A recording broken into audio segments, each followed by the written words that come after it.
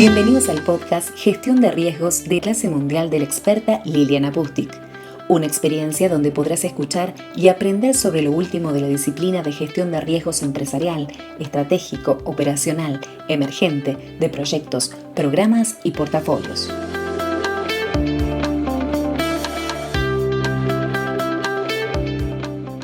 En este episodio te quiero hablar de los sesgos cognitivos y motivacionales en la gestión de riesgos. En los últimos años me he apasionado con la influencia que tienen nuestros sesgos, tanto cognitivos como motivacionales, en la gestión de riesgos y también en la toma de decisiones en general.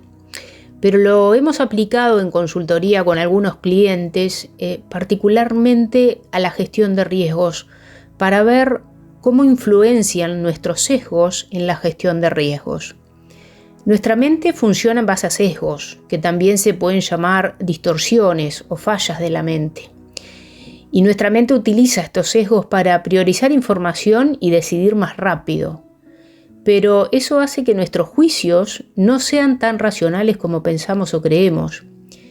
No ser conscientes de nuestros sesgos puede poner en aprietos a cualquier proyecto, programa, operación, portafolio o a cualquier empresa donde gestionamos.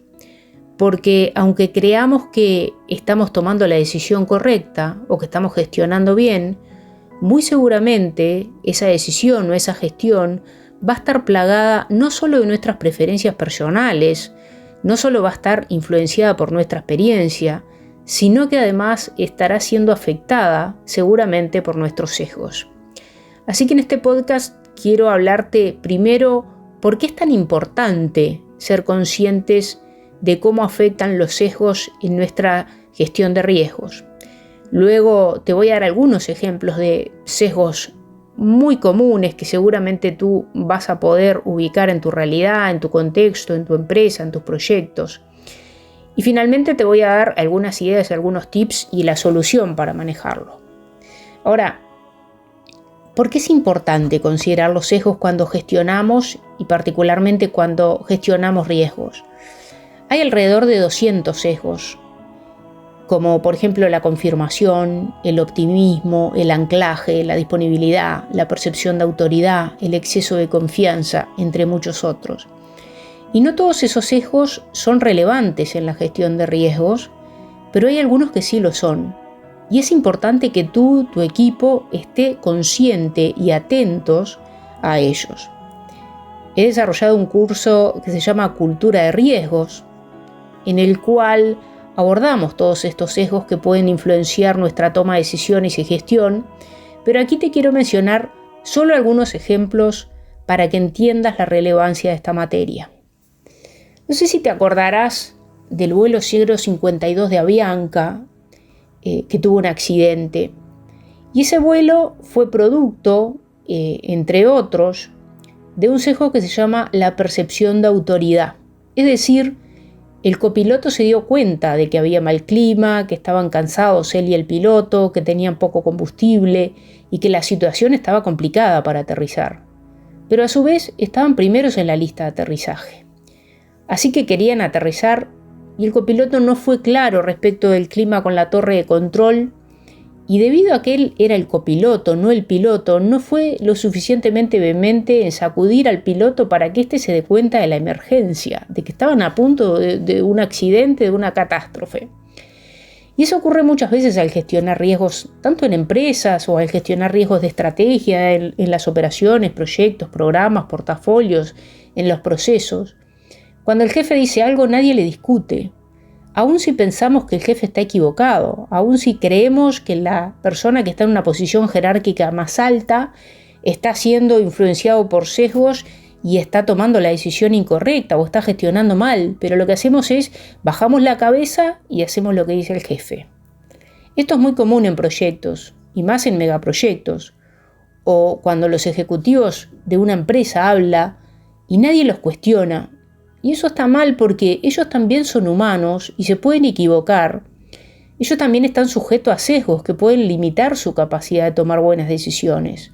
Si no, recuerden la explosión del transbordador Challenger de la NASA, cuando un ejecutivo decidió que a pesar de ciertos riesgos técnicos que se habían levantado, el transbordador despegara, y ustedes conocen la historia de la explosión, con obviamente todos los desastres, primero de fatalidades, luego reputacionales, económicos, etc.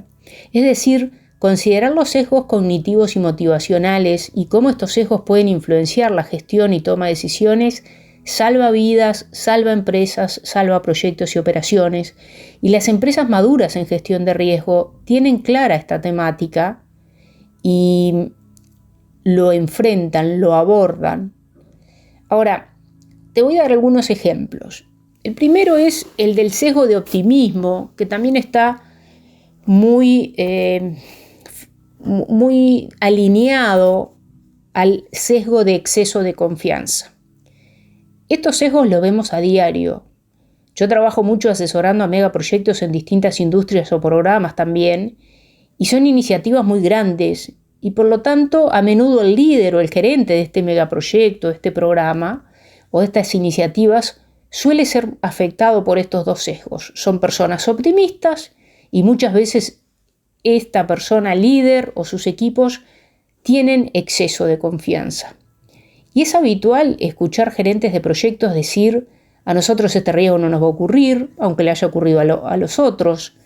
Nosotros podemos tratar este riesgo aún si nunca lo hemos tratado antes, yo me tengo confianza. También he escuchado ejecutivos o gerentes decir: bueno, no necesitamos contingencia de tiempo o de costos en nuestros cronogramas o presupuestos porque a nosotros no nos va a pasar nada excepcional.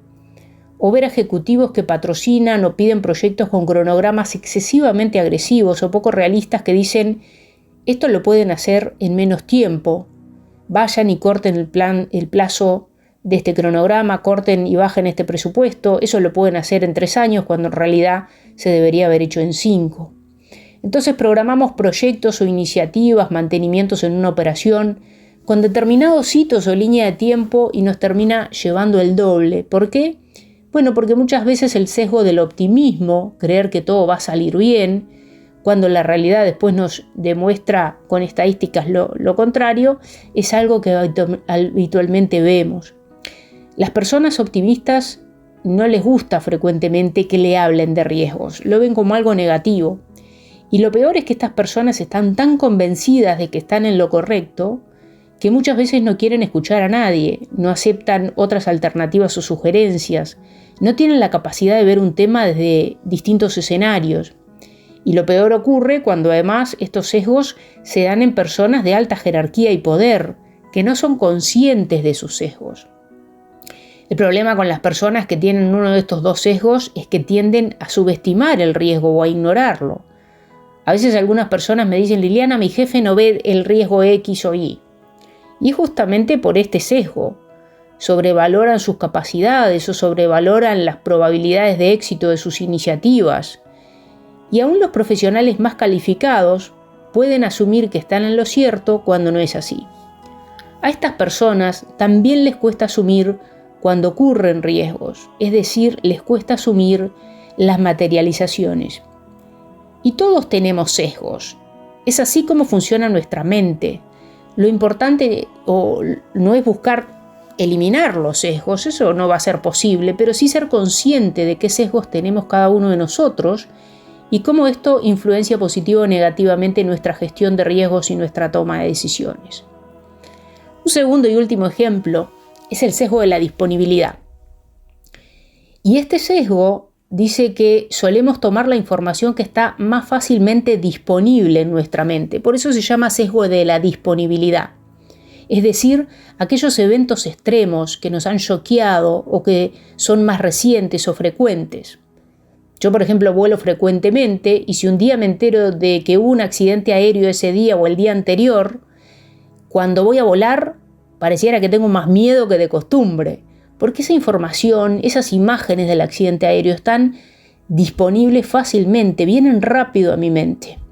Así que yo me subiré al avión y es probable que en mi mente visualice esas imágenes del accidente y por lo tanto, si ese día debo dar la probabilidad de un accidente aéreo, seguramente dé una probabilidad y o un impacto mayor a lo que hubiera evaluado la semana anterior. Y las estadísticas no cambiaron, pero en mi mente mis sentimientos, mis emociones, en ese lado más blando del cerebro, para mí esa información va a estar más disponible, va a distorsionar mi forma de evaluar el riesgo. Ahora imagina que estás dando estimaciones de duración para un proyecto o programa donde tenés que construir un puente y recientemente construiste un puente que demoró mucho más de lo planeado y todo lo que se podía complicar se complicó. Y encima no te pasó eso en el último puente que hiciste, sino que además es el tercer puente que se te complica. Entonces lo que te va a pasar es que al estimar el cronograma de tu próximo proyecto donde debas construir un puente, vas a tener la tendencia a dar estimaciones de duraciones más largas, más conservadoras. Tendrás la tendencia a ver muchos riesgos o querer poner mucha contingencia al cronograma. ¿Por qué? Y bueno, porque el sesgo de la disponibilidad te va a estar influenciando. Y al gestionar los riesgos entonces del puente vas a tender a identificar muchos riesgos, vas a tender a evaluar más alto de lo esperado tanto la probabilidad como el impacto. Es decir, los sesgos influencian cómo identificamos riesgos, cómo los analizamos y cómo los tratamos. Ahora, ¿cuál es la solución? Hay distintas formas de abordar los sesgos. Mi primera recomendación es que hay que ser conscientes de qué sesgos tenemos, cuáles son los sesgos y cuáles tenemos nosotros y nuestro equipo, nuestro proyecto, nuestra operación. Ser conscientes de nuestros sesgos es nuestra mejor defensa. En segundo lugar, capacitarte en la materia. Si eres parte de una empresa, operación, proyecto, programa, megaproyecto, portafolio, me puedes contactar para que les dicte in company un curso de cultura de riesgo donde trato en profundidad esta temática con tu equipo o con tu personal. En tercer lugar, es importante que la gestión de riesgos y la toma de decisiones sea multidisciplinaria, porque como dice el dicho, 4 ojos ven más que 2. En un taller de riesgos, por ejemplo, donde hay personas de distintos antecedentes, experiencias, sesgos y disciplinas, las cosas se discuten desde distintos ángulos y eso ayuda a tener una decisión y una gestión más realista y adecuada. Hay otras técnicas. Por ejemplo, si sabemos que una persona es optimista y estamos viendo el sesgo del optimismo, le podemos desafiar sus estimaciones extremas, es decir, lo que estimó muy alto, muy bajo, o cuestionar sus supuestos. Le podemos consultar también a terceras personas, a expertos, a consultores para hacer un poco un chequeo de la realidad y contrastarlo. También podríamos revisar estimaciones de proyectos previos para contrastar con lo que estas personas están diciendo. Es decir, para cada sesgo existen recomendaciones de cómo abordarlos. Y en este podcast obviamente mi idea no es tratar en profundidad esta temática, lo cual llevaría horas, un curso de 6 horas, 8 horas, sino reflexionar sobre el tema y que seas consciente de ello. Este tema es de mucha relevancia para cualquier ejecutivo, vicepresidente, gerente operacional o de proyectos, programas, gerentes de oficinas de proyectos o cualquier persona que gestiona riesgos. Es muy importante además para quienes preparan certificaciones de gestión de riesgos, como por ejemplo el PMI-RMP, ya que en los exámenes de certificación suelen haber preguntas sobre cultura de riesgo o sobre sesgos. Y en este caso, si te interesa, puedes adquirir mi simulador de PMI-RMP online, donde hay preguntas del tema. Finalmente, si deseas contratar el curso de cultura de riesgos para tu compañía, solicita que alguien del área de capacitación, PMO, gerencia de riesgos o alguien autorizado para solicitar propuesta nos contacte a través de mi sitio web butchtick.com. Espero que hayas disfrutado este podcast y hayas podido reflexionar sobre esta temática tan relevante y apasionante. Puedes aprender más de estos temas en mis cursos en vivo y en company. Y además te invito a suscribirte a mi canal de YouTube y seguirme también en las distintas redes sociales, LinkedIn, Instagram, Facebook y X, donde encontrarás más conocimiento e información de valor para tu trabajo y carrera. Hasta el próximo episodio. Espero que hayas disfrutado de este episodio. Si te gustó, dale me gusta, compártelo y sigue a Liliana Bustic en sus redes sociales, LinkedIn, YouTube, Instagram, Facebook y Twitter, así como encuentra más contenido de valor para tu desarrollo profesional y laboral en www.bustic.com. Allí también puedes conocer sobre sus servicios de consultoría y capacitación para apoyar a tu empresa.